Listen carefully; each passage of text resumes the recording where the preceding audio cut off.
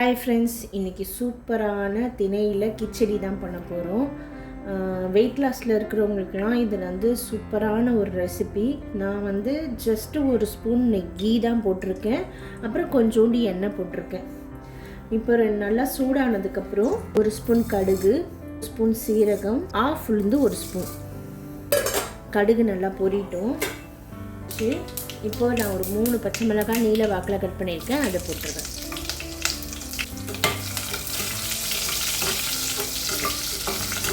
ரெண்டு வெங்காயம் அரிஞ்சு வச்சுருக்கேன், இதை ஆட் பண்ணிக்கிறேன்.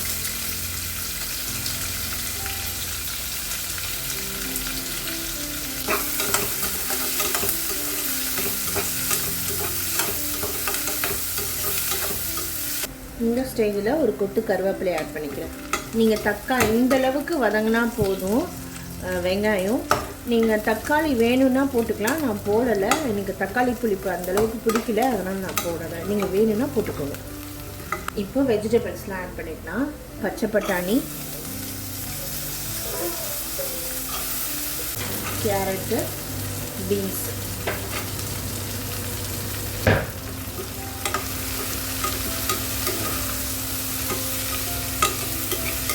இப்போ இந்த டிஷ்ஷுக்கு தேவையான அளவு உப்பு போட்டுக்கோங்க. இந்த ஸ்டேஜில் அரை ஸ்பூன் மஞ்சள் தூள், அரை டீஸ்பூன் தனியாத்தூள், மிளகாத்தூள் காரத்துக்கு ஏற்ப. அப்புறம் இந்த ஸ்டேஜில் நான் மேகி மசாலா ஒரு பேக்கெட் ஆட் பண்ணிக்கிறேன். இந்த எக்ஸ்ட்ரா பேக்கெட் வைக்கோம்ல, அந்த பேக்கெட் தான். அந்த ஃப்ளேவர் நல்லாயிருக்கும் கிச்சடிக்கு. யூஸ்வலாக செய்கிற மாதிரி இருக்காமல் ஒரு டிஃப்ரெண்ட்டாக இருக்கும் டேஸ்ட்டு. இப்போ சோக் பண்ணி வச்சுருக்க மில்லட்ஸை உள்ள சேர்த்துக்கலாம்.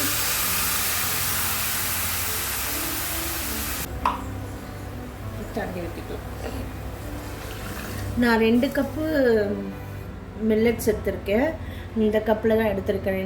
2 கப்புக்கு 1க்கு 1.5 அந்த ரேஷியோவில் தண்ணி ஊற்றிக்கோங்க.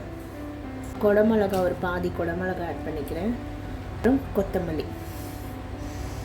எனக்கு கொத்தமல்லி ஃப்ளேவர் ரொம்ப பிடிக்குன்றதால நான் நிறைய ஆட் பண்ணிக்கிறேன்.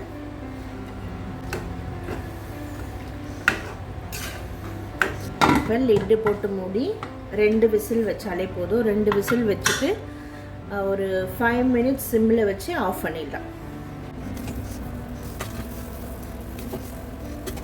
பாருங்க எவ்வளோ சூப்பராக உதிராக சூப்பராக வந்திருக்கு பாருங்கள். திணை கிச்சடியை இந்த மாதிரி செஞ்சு பாருங்கள்.